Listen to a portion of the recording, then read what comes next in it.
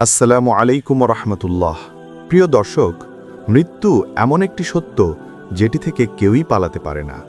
আমরা সবাই জানি দুনিয়ার জীবন মাত্র অস্থায়ী এবং আমাদের প্রত্যেকের জন্য অপেক্ষা করছে একটি অনন্ত পরকাল। কিন্তু মৃত্যুর পরপরই প্রথম যে বাস্তবতার মুখোমুখি হতে হয় তা হল কবরের জীবন এবং ফেরেশতা মুনকার ও নাকিরের প্রশ্ন। আজকের এই আলোচনায় আমরা জানব এই প্রশ্নগুলো কেমন হবে, কেন করা হবে এবং আমরা কিভাবে এদের উত্তরের জন্য প্রস্তুত হতে পারি।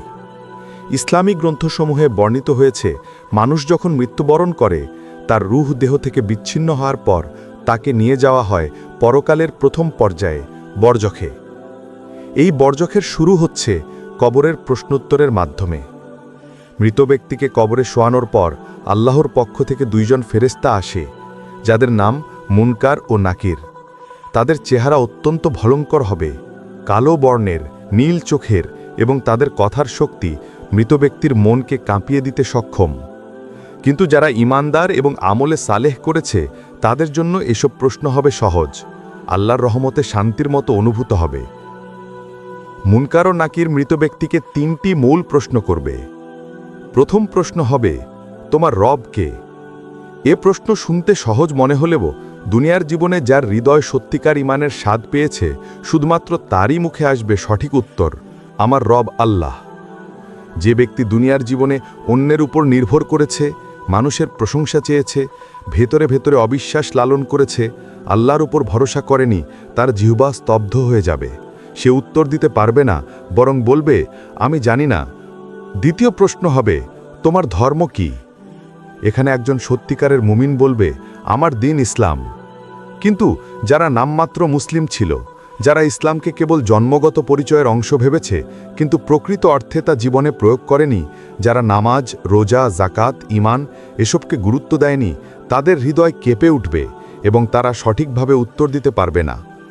তৃতীয় প্রশ্ন হবে, তোমাদের নিকট পাঠানো ব্যক্তির সম্পর্কে তুমি কি বলো? অর্থাৎ হযরত মুহাম্মদ সাল্লাল্লাহু আলাইহি ওয়াসাল্লাম সম্পর্কে কি বিশ্বাস রাখো? একজন মুমিন দৃঢ়ভাবে বলবে, তিনি আল্লাহর রাসূল। কিন্তু যিনি রাসূলকে অনুসরণ করেননি, তার সুন্নাহর প্রতি উদাসীন ছিলেন, তার আদর্শ অনুযায়ী জীবন গড়েননি, সেই দুর্ভাগা ব্যক্তি উত্তর দিতে ব্যর্থ হবে। মুমিনের জন্য এই তিনটি প্রশ্ন হবে সহজ, কারণ সে দুনিয়াতে এই কথা শুধু মুখে বলেনি, বরং নিজের জীবন, আমল, নীতি ও আচরণে তা বাস্তবায়ন করেছে। আর কাফের, মুনাফিক বা গুনাহগার যে কেউ যদি ঈমানহীন জীবনে মৃত্যুবরণ করে, তার জন্য এই প্রশ্ন হবে কঠিনতম পরীক্ষা। তারা বলবে, জানি না, শুনেছি মানুষ যা বলে তাই বলতাম। প্রশ্নোত্তরের পরে মুমিনের জন্য কবর প্রশস্ত করে দেওয়া হবে। জান্নাতের বাতাস তার কবরকে শীতল করবে এবং সে শান্তিতে থাকবে কিয়ামত পর্যন্ত।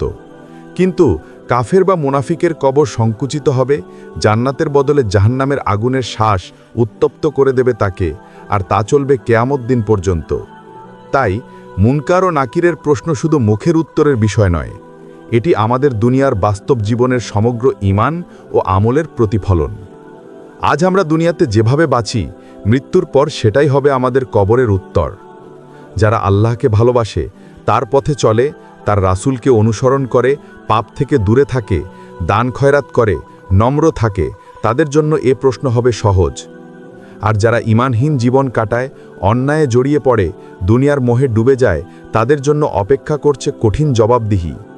তাই চলুন আজই নিজের দিকে তাকাই, আমরা কি সত্যিই ওই তিনটি প্রশ্নের জন্য প্রস্তুত?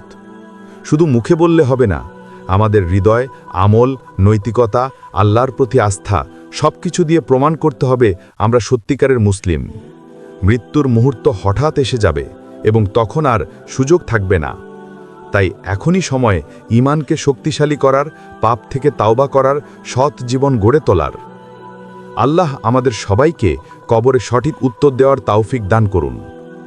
শেষে বলছি, যদি ভিডিওটি আপনাদের উপকারী মনে হয় তাহলে অবশ্যই আমাদের ফাইনাল আওয়ার কল চ্যানেলটি সাবস্ক্রাইব করে সাথেই থাকুন।